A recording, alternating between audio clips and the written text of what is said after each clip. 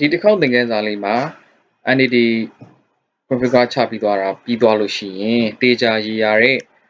IP range တစ်ခုပဲသတ်မှတ်ပြီးတော့ user တွေကို internet ဘယ်လိုပေးရမလဲ control လုပ်ရမလဲဆိုတာဒီ IP fader လို့ဒါရှင်းပြသွားမှာဖြစ်ပါတယ်အဲ့တော့ဒါကတော့အရင်ကလွယ်ပါတယ် entity မှာကျွန်တော်တို့ပြင်စရာမရှိဘူးဘယ်မှာပဲပြင်ရမလဲဆို security policy rule မှာပဲပြင်ရမယ် security policy rule မှာဆိုရင် wait for minute entity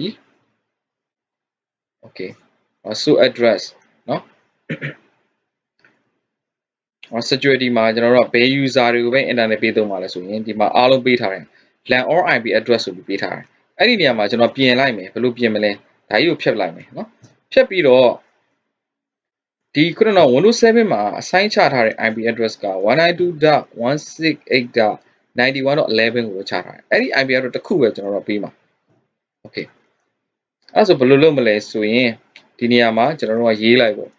192.168.91.11 တခုတည်ထားဖို့လိုတာက prefix တွေသွားသုံးလို့မရဘူး prefix သွားသုံးလို့ရှိရင်သူက network range တစ်ခုလုံးနဲ့အကျုံးဝင်သွားလိမ့်မယ်ဒီတိုင်းလေးပဲထားလိုက် 91.1 နောက်ထပ် user တယောက်ရှိရယ် 91.12 user ရှိရင်လည်းဒီထဲမှာ 91.12 user တို့ထည့်တကယ်လို့များဒီကိုကထည့်ရတာများလို့ရှိရင်ဘာလုပ်လို့ရလဲဆိုရင်ဒီ object မှာတူညီတဲ့ IP address တွေ rate တစ်ခုသတ်မှတ်ပြီးတော့ဒီမှာထည့်လို့ရတယ်နော် okay ကျွန်တော်ဒီမှာဥပမာအနေနဲ့ပြတာဖြစ်တဲ့အတွက် IP address တစ်ခုပဲရေးပြသွားမယ် okay ပြီးရင် comment နေမယ်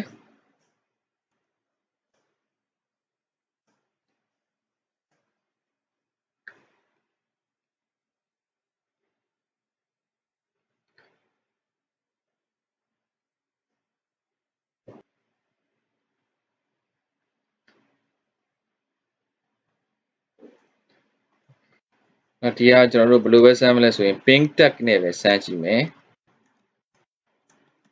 ping 8.8.8.8 okay အဲ့ဒါထွက်နေတယ် successful ဖြစ်သွားတယ်နော်လက်ရှိမှာလည်း 91.111 ဒီ internet ရနေတယ်အဲ့လိုအနေထားမျိုးမှာကျွန်တော်တို့ကဘာ verify လုပ်မလဲဆိုလို့ရှိရင်ဒီ 91.11 ကိုပြင်လိုက်မယ်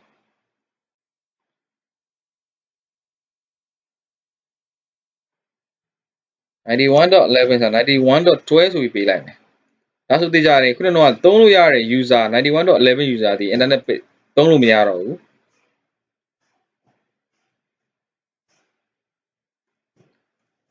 သုံးလို့ရင်းနဲ့ကျွန်တော်တို့ဒီ internet ကျသွားလိမ့်မယ် commit successful ဖြစ်သွားလို့ရှိရင်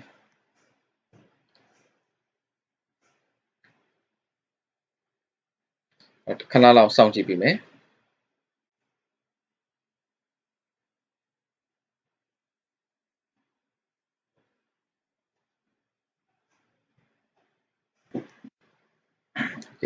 ချက်ဆောင်ယူထားမယ်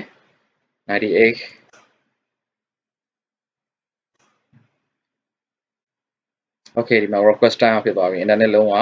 မရတော့ဘူးဘာဖြစ်လို့လဲဆိုရင်ဒီ user ဒီ 91.11 ဖြစ်နေတယ်သူပေးတာ12ပဲပေးထားနော်12ကိုပြန်ပြင်လိုက်အဲဆိုဒီနေရာမှာဖြစ်သွားလို့ဆိုရင် internet ကရသွားလိမ့်မယ်ဒါလေးစောင့်ကြည့်ပြီနော် internet ပြန်တက်သွားလိမ့်မယ် okay နော် okay အဲ့တော့ပြန်ပြီးတော့ verify ထပ်လုပ်ကြည့် 91.12 ဒီရတယ်11စီမရဘူးအော်ရနေဘာဖြစ်သွားမလဲဆိုရင် request time ပြန်ဖြစ်သွားလိမ့်မယ် okay နော်အဲ့ဒါဟိုမှာကျွန်တော်တို့ဘာလို့မရတာလဲဆိုရင် follow to file မှာသူသတ်မှတ်ပေးထားတဲ့ address ဒီဘာ address ပဲသူကပေးထားတာလဲဆိုရင် free entity address ဒီ 192.168.91.12 ပဲပါပေးထားတာဖြစ်တဲ့အတွက်12တစ်ခုပဲ internet ရမယ်ကျန်တဲ့ IP address တွေလုံးဝ internet မရအောင် okay ဒီလိုမျိုးဒါကိုကျွန်တော်တို့က 91.11 ပြန်ပေးလိုက်သိကြတယ် 91.11 ပြန်ပေးလိုက်လို့ရှိရင် 91.11 user ဒီ internet ရပါမယ် okay အဲ့တော့ဒါကအလွယ်ကူ